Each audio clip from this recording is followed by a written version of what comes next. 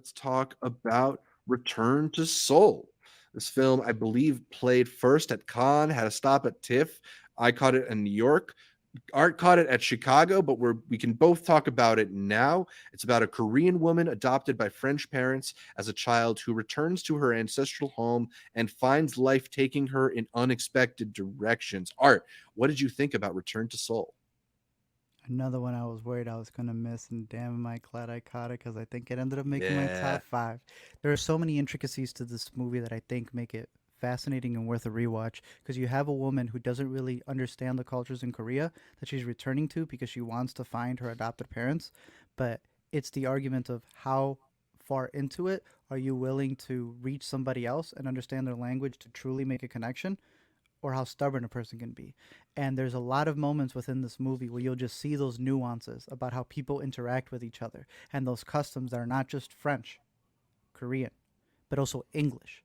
And the differences when you're bilingual, or when you're a visitor to when you're someone in the homeland, in a hometown. I thought all of those little things Mm-hmm. took the movie to that extra level. The film, in and of itself, though, just following her journey, is just as great.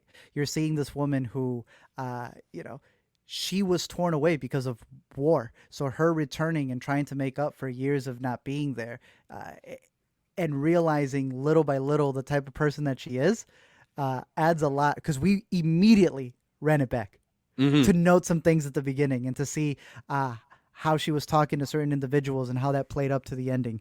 And I thought she killed it in her performance. I thought the relationships within the movie, especially with the supporting actors, were done very well.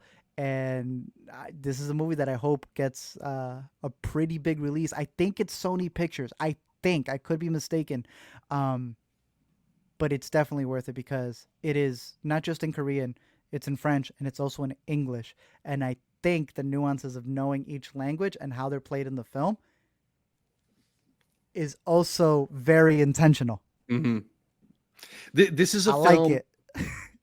This is a film that does one of the things that I love about Moonlight, in which you leave a character sometimes for a long period of time and you return to them in a very different place in their life. And it lets you kind of piece together what's happened to her, right? Like what's evolved in her life. What about the events that we just saw pushed her in that direction? And I love movies like that that are really chart the journey of a character as she comes to understand new things about herself, as she comes to new sort of conclusions about who she is and who she wants to be.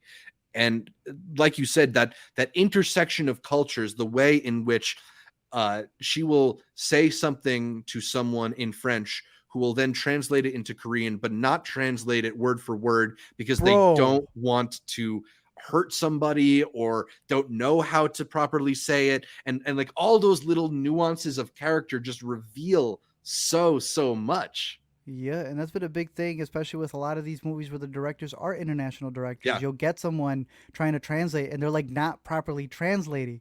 Or you'll have like the person who asked the question finishing the translation, or the person who was getting translated go, actually, no, this is what I said, and they're translating themselves. Translation is such a key part, obviously, Yes. in communication, but when it comes to this movie, the way that you're able to see how things can get lost in translation and what that causes in relationships and what that even means on a global scale, because obviously it's a personal movie, but Yeah. I think the movie is talking about a grand scale about how we can go into other countries or deal with other cultures and not care about learning said language or customs and just coming in and just, there's a certain point in the movie, this isn't really spoiling it but adding a context to, like, the English in the movie feels like graffiti.